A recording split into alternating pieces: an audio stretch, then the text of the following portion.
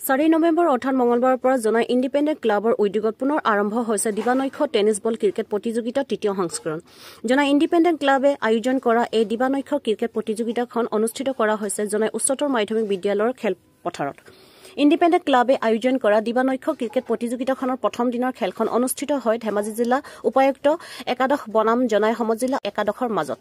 খেলখনৰ শুভাৰম্ভৰ পূৰ্বে জুবিন গাৰ্গৰ প্ৰতিছবিত প্ৰথমে বন্তি প্ৰজ্বলন কৰি শ্ৰদ্ধাঞ্জলি জ্ঞাপন কৰে টিএমপিকেৰ উপদেষ্টা ৰাজকুমাৰ মৰাঙে। ইয়াৰ পিছতে জনাই কস্তুৰবা গান্ধী বালিকা আৱাসিক ছাত্ৰীসকলৰ দ্বাৰা প্ৰদৰ্শন কৰা হয় সমূহীয়া নৃত্য। তেনেদৰে জনাই জুবলি মডেল হাইস্কুলৰ শিক্ষয়িত্ৰীসকলৰ দ্বাৰা প্ৰদৰ্শন কৰা হয় মিজু নৃত্য।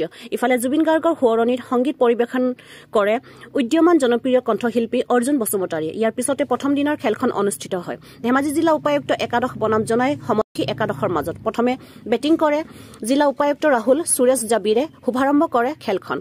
উক্ত দিবানৈক্ষ ক্ৰিকেট প্ৰতিযোগিতাখনত অসম অৰুণাচলৰ পৰা প্ৰায় ৩৫টা দলে অংশগ্ৰহণ কৰা বুলি জানিব দিয়ে আয়োজক সমিতিয়ে।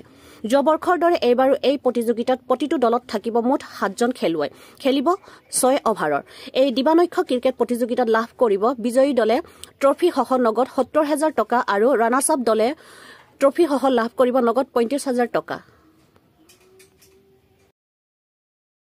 और इस प्लेग्राउंड को सभी दर्शकों को मनोरंजन देंगे। तो सभी दर्शक बताना हमारे खेल को आगे ले जाने के लिए काफी सपोर्ट करते हुए रूबिकन का प्रोजेक्ट कंस्ट्रक्शन भी है। सलामी बल्लेबाज राहुल सर ओवर बॉल के खेलना सामना करेंगे देवरी।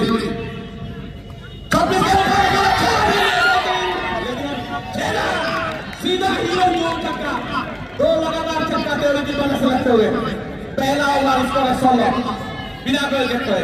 हीरो छक्का देवरी के पास लगते हुए बल्ले से लगते हुए बाउंड्री में कैच लगता राउंडर के उठा के खेला सीधा हाई बाउंड्री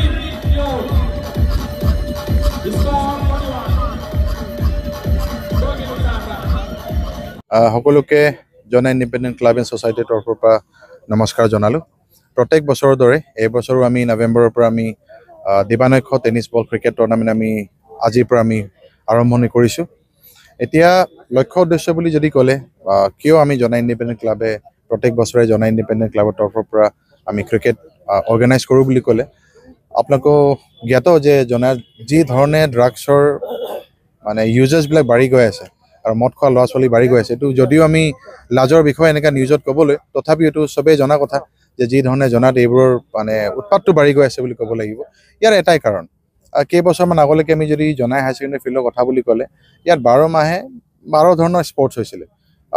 ছিজনেল স্পৰ্টছ যোনটো ক'লে যেনে আপোনাৰ উইণ্টাৰত আপোনাৰ ফুটবল হৈছিল, ছিজন আপোনাৰ ভলীবল হৈছিল, তেনেকুৱা ক্ৰিকেট হৈছিল। কিন্তু মাজত আমি দেখিবলৈ পাইছোঁ কি এই ধৰণৰ স্পৰ্টছ ধৰণৰ বস্তুবোৰ লাহে লাহে অলপ কমি গৈ আছিল। ইয়াৰ কি কাৰণ মই নাজানো। তো তাৰে এটা উদ্দেশ্য এটা লৈ যাতে আমি জনা ইণ্ডিপেণ্ডেণ্ট ক্লাব এণ্ড ছ'চাইটিয়ে যদি আমি সৰু এটা ইনিচিয়েটিভ এটা লওঁ স্পৰ্টছ এজ এ ইনিচিয়েটিভ, আমি যদি বছৰত যদি ল'ৰা ছোৱালীবিলাকক স্পৰ্টছত যদি এংগেজ কৰিব পাৰোঁ, মনোযোগটো যদি দিব পাৰোঁ, আমি ভাবোঁ যে ড্ৰাগছ মদ এইবোৰৰ পৰা ল'ৰা ছোৱালী যেতিয়া দূৰত থাকিব ইয়াৰ এটাই কাৰণ হ'ব যে স্পৰ্টছত এছ'চিয়েশ্যন যোন ল'ৰা ছোৱালী থাকে তেওঁলোকে কেতিয়াও ড্ৰাগছ ইউজ নকৰে বা মদ নাখায়। তো আমাৰ এটাই উদ্দেশ্য যে ইয়াৰ পৰা যে ল'ৰা ছোৱালীয়ে স্পৰ্টছত এংগেজ হৈ মদ ড্ৰাগছ এইবোৰৰ পৰা অলপ দূৰত থাকে। আৰু আপোনালোকে দেখিবলৈ পাৰিছে বৰ্তমান চৰকাৰৰ বহুতকেইটা চাকৰি ওলাই আছে আৰু বহুতকেইটা নিবনুৱা ল'ৰা ছোৱালীয়ে আপোনাৰ খেল ধেমালিত ভাল পাই মেলি খেল ধেমালিত পাৰ্গত হোৱাৰ কাৰণে পুলিচৰ চাকৰি পাবলৈ সক্ষম হৈছে। আমি খবৰ এইকেইদিন পাই আছোঁ। তো আমি বিচাৰোঁ যে ল'ৰা ছোৱালীবিলাক স্পৰ্টছত এংগেজ হৈ ইয়াৰ পৰা যে ওলাই আহি আগন্তুক দিনলৈ এই চাকৰি বাকৰিৰ ক্ষেত্ৰতো তেওঁলোকে যাতে অলপ পাৰ্গত হওক। আৰু আমি বিচাৰোঁ যে ইয়াৰ পৰা এজন দুজন যদি ল'ৰাই ষ্টেট লেভেল আৰু নেশ্যনেল লেভেল খেলিব পালেও আমি নিতৌ আনন্দিত হ'ম। এতিয়ালৈকেতো বৰ্তমান 35+ টিমে অলৰেডি জইন কৰিছে আৰু আমাৰ লিষ্টখন চোৱা মতে তিনিচুকীয়াৰ পৰা 2টা টিম, ডিব্ৰুগড়ৰ পৰা 1টা টিম, ধেমাজিৰ পৰা 2টা টিম, লখিমপুৰৰ পৰা 2টা টিম আৰু গোগামুখৰ পৰা 1টা টিম এতিয়া যোনটো দূৰৰ টিম বুলি ক'লে জইন কৰিছে। আৰু বাকী যিমানকেইটা আছে এইবিলাক চব লোকেল টিম। অৰুণাচলৰ পৰা পাৰ্টিচিপেশ্যন এতিয়ালৈকে পোৱা নাই। অ'কে, পাছিঘাটৰ পৰা 1টা টিম আহিছে বুলি জনাইছে। লাষ্ট ইয়েৰ অৰুণাচলৰ পৰা 2টা টিম আহিছিল, এতিয়ালৈকে পাছিঘাটৰ পৰা 1টা টিমে পাৰ্টিচিপেট কৰিছে। প্ৰাইজ আমাৰ 70,000 যোনটো ফাৰ্ষ্ট প্ৰাইজ আৰু যোনটো আমি এবাৰ অৰুণ ছেত্ৰী তেখেতৰ নামতে আমি মেমৰিয়েলটো আমি ট্ৰফি এবাৰ ৰাখিছোঁ। আমাৰ এই club member Deepak Chhetri last year আমাৰ এই ক্লাব মেম্বাৰ হয়, তেওঁৰ ল'ৰাটো স্বৰ্গামী হ'ল। তো তাৰে নামতে আমি এবাৰ ফাৰ্ষ্ট প্ৰাইজটো আমি উৎসৰ্গা কৰিছোঁ 70,000 ৰুপিজ। আৰু সেকেন্ড প্ৰাইজটো হৈছে 35,000 rupees লগতে man of the match man of the series exciting prizes এইবোৰটো আছে এইবাৰ হয় আমি যোৱা বছৰ আমি দেখিছিলোঁ কি 10,000 20,000 ক্ৰাউড সদায় ভিৰ ভাৰ লগাই মেলি ইয়াত চাবলৈ আহে আৰু আমাক অগষ্ট মাহৰ পৰাই কৈ আছিলে কি আপোনালোকৰ খেলটো কেতিয়াবা আৰম্ভ কৰিব সেয়া আমি আজিৰ পৰা আৰম্ভ কৰিলোঁ 4 নৱেম্বৰ আৰু 8 তাৰিখে ফাইনেল হ'ব আমি বিচাৰোঁ যাতে জোনাই ৰাইজে ওলাই আহি আমাক সহায় সহযোগ কৰক আপোনালোক যদি ওলাই নাহে ইয়াৰো কণ ল'ৰা ছোৱালীবিলাক স্পৰ্টছত বেছি ইনিচিয়েটিভ নল'ব আপোনালোক সহায় কৰিলেহে আমাৰ খেলটো ছাকচেছ হ'ব আৰু আগন্তুক দিনলৈ জোনাই এটা প্ৰিমিয়াম এটা চেণ্টাৰ হ'ব য'ত ডে নাইটৰ কাৰণে জোনাইকো জনা যাব থেংক ইউ